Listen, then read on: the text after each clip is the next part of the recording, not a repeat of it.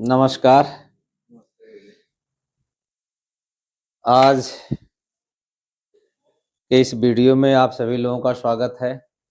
Pratap multi academy में पुनः आप सभी लोगों का हार्दिक स्वागत, अभिनंदन, वंदन है।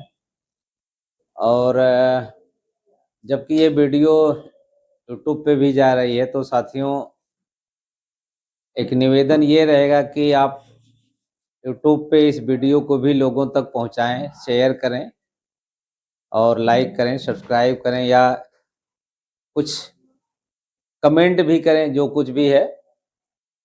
इससे हौसला अफजाई होता है। सब्सक्राइब चैनल को करें। चलिए, आज जैसा हम लोग कल बात किए थे, लगभग 2-3 बिंदुओं पे बात किए थे कि भाई शेयर मार्केट में कौन व्यक्ति, किस व्यक्ति के लिए शेयर मार्केट जरूरी है, कौन व्यक्ति मार्केट में बना रह सकता है और किसके लिए है। मुख्य रूप से हम लोगों ने इस पे डिस्कशन किया था कल डिटेल में कि कम से कम आदमी का एक तो पॉजिटिव माइंड सेट होना चाहिए। दूसरा हम लोगों ने बात किया था कि भाई मनी मेकिंग माइंड होना चाहिए उस व्यक्ति का। तीसरा बात किया था कि ओपन माइंडेड होना चाहिए। इस पे हम लोगों ने डिटेल में स्टडी किया था। और इन तीनों चीजों के बगैर मार्केट में सर लोगों को टिक नहीं सकती है। यह मार्केट उन व्यक्ति के लिए इसीलिए एकदम नहीं है। इसीलिए मैं बार बार लोगों को यही कहता हूं कि भाई अगर मार्केट में आना है तो इस तरह का माइंडसेट आपको बना करके ही मार्केट में आना पड़ेगा। नहीं तो आप जो कल हम लोगों ने बात किया पिछले वीडियो में कि जो लोगों का परसेप्शन है, जो धारणा है अभी तक स्टॉक मार्केट को लेकर के या किसी भी ट्रेडिंग को लेकर के या इन्वेस्टमेंट को लेकर के या शेयर मार्केट को लेकर के, बहुत ही निगेटिव है। और इस निगेटिव परिवेश में अगर आपने कुछ करने का, कुछ सकारात्मक करने के बारे में सोचा है तो ये बहुत ही सराहनीय कदम आपका है, आप लोगों का। तो इसके बाद हम लोगों ने कल बात किया था एक और टॉपिक पे, जो दूसरे वीडियो में आपको देखने को मिलेगा। वह दूसरा वीडियो में ये था कि शेयर मार्केट का अस्तित्व क्यों आया, शेयर मार्केट की जरूरत क्यों पड़ी, लोग शेयर मार्केट क्यों लेकर के आए, जिसको आज सरकार भी मान्यता दी है और पूरी दुनिया आज इस पे डिपेंड है। तो इसकी जरूरत क्यों पड़ी, इस पे हम लोगों ने कल डिस्कशन किया है। ये जरूरी जानना होता है। कभी कभी बहुत सारे प्रश्न आते हैं, भाई शेयर मार्केट बनाने की जरूरत ही क्या है, ऐसे भी तो बिजनेस ग्रो किया जा सकता है। तो नहीं, शेयर मार्केट की जरूरत है आज। और एक तो है कि भाई आपके पास पैसा लंबा है तो आप खुद का बिजनेस क्रिएट कर सकते हैं। लेकिन अगर आपके पास पैसा कम भी है तब भी आप बिजनेस को क्रिएट कर सकते हैं। उसमें आपको शेयर मार्केट आपकी मदद करता है। पिछले वीडियो में आप जाकर के देखेंगे तो वो आपको डिटेल में आपको मिल जाएगा। साथियों, हम लोग बेसिक बात कर रहे हैं आज। तो आप ये जानिए कि आज हम मेन रूप से, आज जो मुख्य रूप से हम लोग चर्चा करेंगे, आज वह दूसरा जो प्रश्न, एक और प्रश्न दिमाग में आता है लोगों का। मैं कुछ आम आदमी के प्रश्नों पे बात कर रहा हूं अभी आपसे कि आम आदमी जब मार्केट में आपसे मिलता है या हमें जो बेसिक मार्केट की समझ है, एक आम इंसान की तरह हम कैसे मार्केट को सोचते हैं, कैसे समझते हैं, उस चीज को हमें जानना है। तो दूसरा प्रश्न ये निकल करके आता हमारा है कि how does people make money through stock market, यानी लोग स्टॉक मार्केट या शेयर मार्केट के माध्यम से पैसा बनाते कैसे। अक्सर ये प्रश्न आता है कि कहां से पैसा आता है। मैं पिछले एक दिन मैं ट्रेडिंग में था तो वहां से एक व्यक्ति थे, तो उन्होंने ये पूछा सर हमसे कि सर ये मार्केटों में पैसा आता कहां से, आखिर ये पैसा लोगों को मिलता कहां से है। तो ये कुछ क्वेश्चंस जरूर दिमाग में आते हैं कि भाई मार्केट, ये शेयर मार्केट कहां से है, क्योंकि वर्चुअल कोई चीज दिखती तो है नहीं। तो लोगों को लगता है कि यह पैसा आखिर में आता कहां से है।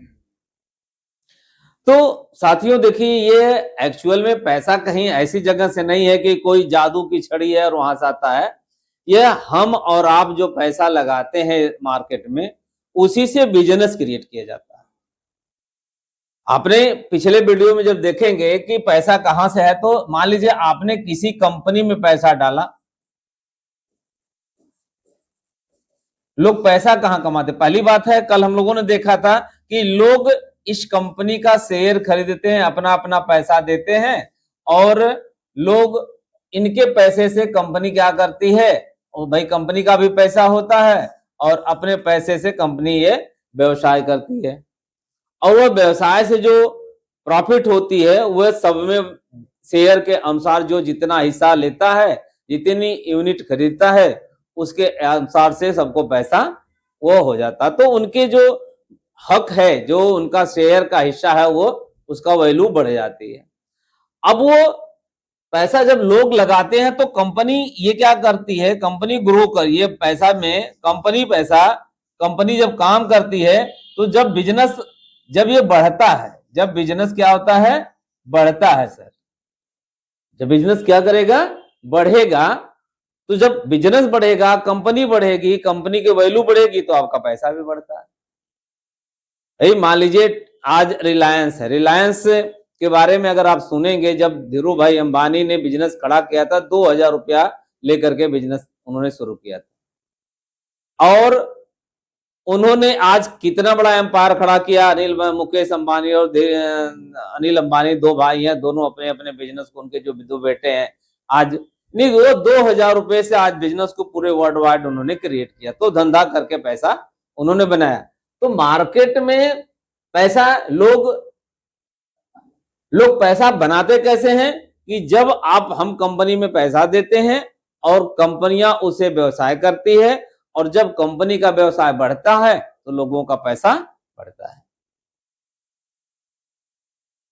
उसी तरह से सारी कंपनियों का होता है कि भाई कंपनी लेकर के आया है, दिन वह काम कर रहा है, मेहनत कर रहा है, और उसका पैसा बढ़ेगा।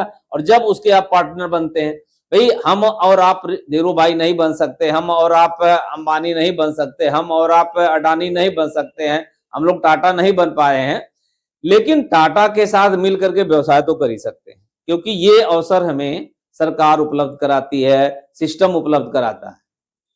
तो हम उनके साथ मिलकर के धंधा में हम पैसा हम भी लगाते हैं, और कंपनी ग्रो करती है तो हमारा पैसा बढ़ता है। तो लोग पैसा, अगर स्टॉक मार्केट से पैसा कहां से बनाते हैं, कि कंपनी में जो पैसा आपने इन्वेस्ट किया, कंपनी का जब ग्रोथ होता है तो आपका भी पैसा बढ़ जाता है, और कहीं से पैसा नहीं बढ़ता। कंपनी बढ़ेगी, आपका पैसा बढ़ेगा, स्वाभाविक सी बात है। अब आता है फिर वही दूसरा प्रश्न फिर बनता है, तो why do people lose money in stock market? भाई पैसा बढ़ता कैसे है, तो ये भी जानना हमें जरूरी कि पैसा जो बार बार नेगेटिविटी आती है कि यार हम स्टॉक मार्केट में पैसा डालते हैं और वो पैसा क्या हुआ, मेरा उनका नेगेटिव में चला गया, वो मतलब वो उनका पैसा कम हो गया, यानी जो पूंजी लगाई थी वो पैसा घट गया। तो अब घटता कैसे है, कि भाई मान लीजिए किसी कंपनी में आपने पैसा डाला, ए टू जेड कोई भी कंपनी है, उसमें पैसा आपने डाला, अब किसी कारण से उसका जो बिजनेस है, इसका जो बिजनेस है, अब ये बिजनेस क्या हुआ, उस समय में घाटे में चला गया। कारण, क्योंकि देखिए प्रॉफिट के भी कारण, तमाम अलग कारण होते हैं, कंपनियां ग्रो क्यों करती है, कंपनियां डेफिसिट में क्यों जाती है, इसके तमाम अलग अलग कारण होते हैं। और वो किसी कारण से, जैसे अभी हमारी जो मार्केट थी बहुत बढ़ी हुई थी, कोरोना में एकाएक गिर गई और पूरी दुनिया की मार्केट क्रैश की दी थी।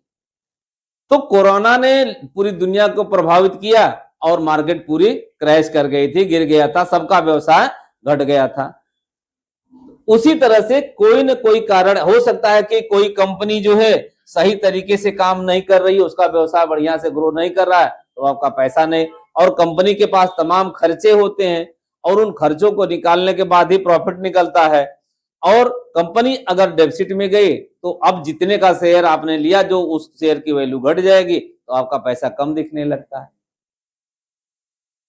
कुल मिलाकर के अगर आप ये देखेंगे तो आपको सर समझ में यही आएगा कि कंपनी में पैसा बढ़ेगा कब, जब कंपनी ग्रो करेगी। आपका पैसा शेयर में तभी बढ़ेगा इसीलिए जब हम शेयर मार्केट में इन्वेस्टमेंट करने जाते हैं तो यही कारण होता है कि हम कोई अच्छी कंपनी का चुनाव करते हैं। हम बड़ी कंपनी, जहां हमें ये लगता है कि ये कंपनी इतने सालों से एक बेहतर रिटर्न दिया है। दूसरा, हम उस कंपनी का सेक्टर भी चुनते हैं कि किस समय में कौन सी कंपनी बढ़िया काम कर रही है, किस कंपनी का बेहतर भविष्य आने वाला, हम उसमें पैसा अपना इन्वेस्ट करते हैं। तो जब हम पैसा कंपनी में, एक तो होता है कि जब हम पैसा निवेश करते हैं तो लंबे समय के लिए निवेश करते हैं, और कोई कंपनी का अगर मैनेजमेंट बेहतर है, कोई कंपनी का पोर्टफोलियो बेहतर आपको अच्छा है अगर है उसका, तो वो कंपनी आने वाले समय में ग्रो करेगी ही करेगी। अगर कोई, जैसे आज के दौर में एआई, ग्रीन एनर्जी है, तो ये क्या है, आईटी सेक्टर, ये सब तेज गति से ग्रो करने वाली चीज सेक्टर चल रहा है, क्योंकि ग्रीन एनर्जी पे सारी चीजें शिफ्ट हो रही है। आईटी सेक्टर पे, एआई सेक्टर पे आज हर जगह एआई का बोलबाला आ गया है। तो ऐसी कंपनियों का फ्यूचर लोगों को दिख रहा है, लोग ऐसा पैसा है लंबे समय में, ये इसमें एक लंबे समय में अच्छा पैसा बनने की उम्मीद लोगों को है।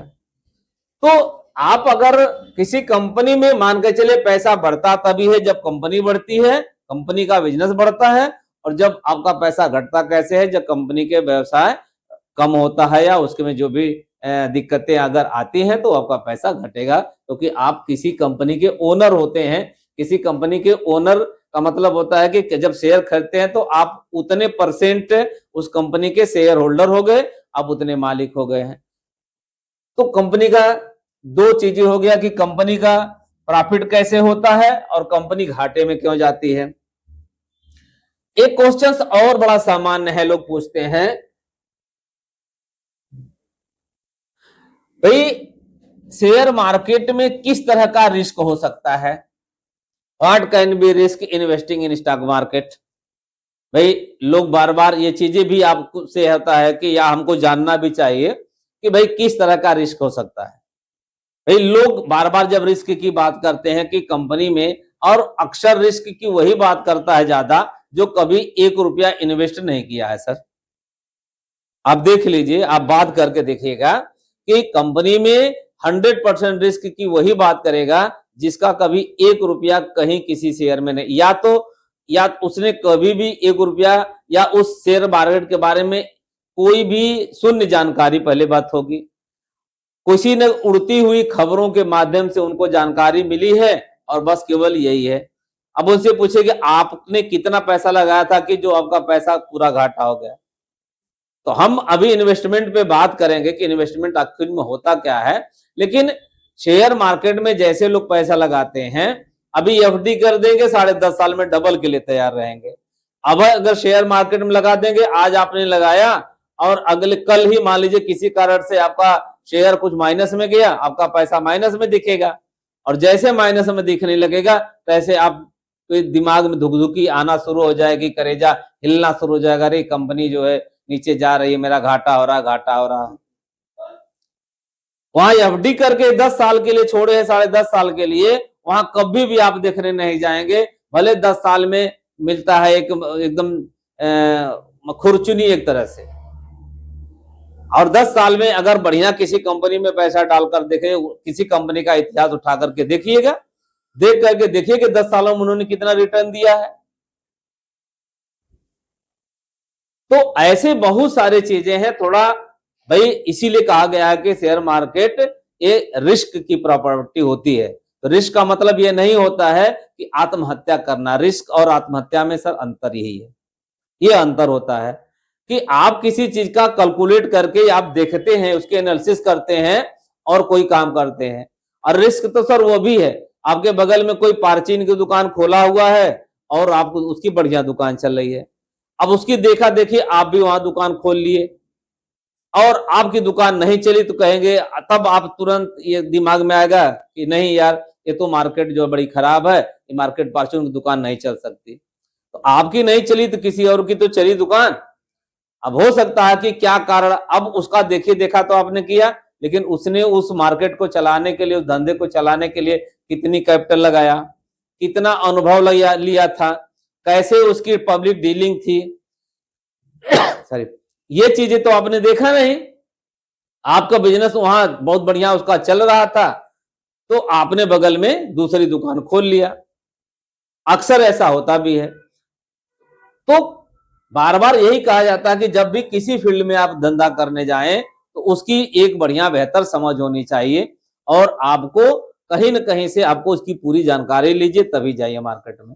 तो यहां पर भी है कि लोग पैसा, क्या रिस्क हो सकता है कि जब हम कहीं पैसा डालते हैं, हो सकता है कि किसी कंपनी में, क्योंकि लंबे समय के लिए इन्वेस्ट करते हैं, किसी कारण से किसी कंपनी में आपने पैसा डाला और उसके बारे में ढंग से एनालिसिस नहीं किया और किसी कारण से कंपनी दिवालिया हो गई,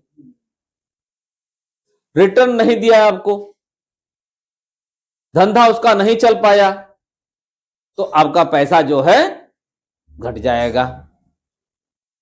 तो इसीलिए जब आप निवेश करने जा रहे हैं, तमाम चीजों को एनालिसिस करने के बाद, अच्छा आपके पास अगर है कोई कंपनी दिवालिया हो रही है या आपका पैसा घट रहा है, तो आपको कुछ समय के बाद अपने शेयर को, आप तो अपनी कंपनी के मालिक, अपने मालिक होते हैं, आप जब चाहें तब उसको बेचकर बाहर भी हो सकते हैं। तो इसलिए केवल रिस्क क्या हो सकता है कि हम किसी कंपनी का ऐसा चुनाव करते हैं जो कंपनी भविष्य में किसी कारण की वजह से वह या तो दिवालिया हो गई या उसका बिजनेस ठप हो गया, वो अपने बिजनेस को नहीं चला पाए, तो आपका शेयर का जो पैसा है वो घट जाएगा। होता भी, ऐसा भी होता है, ऐसा नहीं है कि नहीं होता है।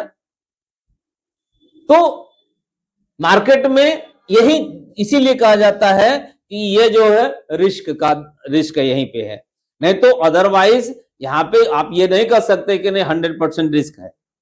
रिस्क 100% नहीं है, हाँ रिस्क है कि आप, लेकिन अब जब आप बिना सोचे समझे किसी कंपनी में पैसा डाल दिए हैं, उसके बारे में किसी ने केवल कोई टिप्स दे दिया, कोई बता दिया है, आप एनालिसिस करिए ना थोड़ा सा। और अगर आपको लगता है कि कुछ दिन के बाद नहीं ये कंपनी हमको सही रिटर्न नहीं दे रही, तो आप उससे अपना बात, भाई थोड़ा बहुत ही घाटा सही लेकर के निकल लीजिए, कहीं और चले जाइए। लंबे समय के लिए मैं समझता हूं जब भी किसी कंपनी का शेयर परचेज करेंगे, लंबे समय के लिए कभी भी कोई कंपनी घाटा देकर, बस केवल कंपनी कोई फ्रॉड न हो तब। तो और फ्रॉड भाई करने के लिए सेबी बैठी हुई, गवर्नमेंट बैठी हुई, उसको इतना जल्दी फ्रॉड किसी को करने देती भी नहीं है। गवर्नमेंट वहां पे बैठी हुई है आपको देख रेख के लिए कि वो कोई चीटिंग न करें, आपके साथ कोई न कर पाए, तो गवर्नमेंट हमारी पूरा वहां पे बैठी रहती है। तो ये इस तरह का रिस्क हो सकता है। Why does stock market go up and down? एक प्रश्न और आता है सर कि स्टॉक मार्केट या शेयर मार्केट ऊपर क्यों जाती है और नीचे क्यों जाती है? तो एक बेसिक कॉन्सेप्ट ये, इसको हमें जानना जरूरी है सर। तो आप थोड़ा सा बताएं कि कोई मार्केट ऊपर क्यों जाती है या नीचे क्यों जाती है? मार्केट ऊपर जाने का मतलब उसको प्रॉफिट होता होगा, लिहाजा ऊपर जाती होगी, और जहाँ पे इसे लॉस होता होगा तो माइनस चली जाती है। लॉस होता होगा तो माइनस चली जाती है। चलिए, आपने बेहतर बताया।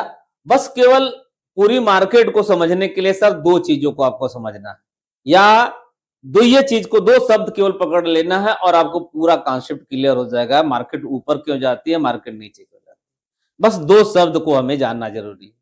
एक शब्द होता है किसी भी चीज का, एक चीज होगी कि भाई जब किसी भी वस्तु की क्या बढ़ती है, डिमांड, और दूसरा होता है सप्लाई। ये दो शब्द होते हैं सर, ये दो शब्द ही आपको पूरा काम करेगा, डिमांड एंड सप्लाई। जब भी किसी भी चीज के, चाहे वह शेयर है चाहे कोई प्रोडक्ट हो, जब जिस प्रोडक्ट की, चाहे वो कोई स्टॉक होगा या चाहे कोई प्रोडक्ट होगा, उस प्रोडक्ट या स्टॉक की जब डिमांड बढ़ती है, यानी मांग बढ़ती है,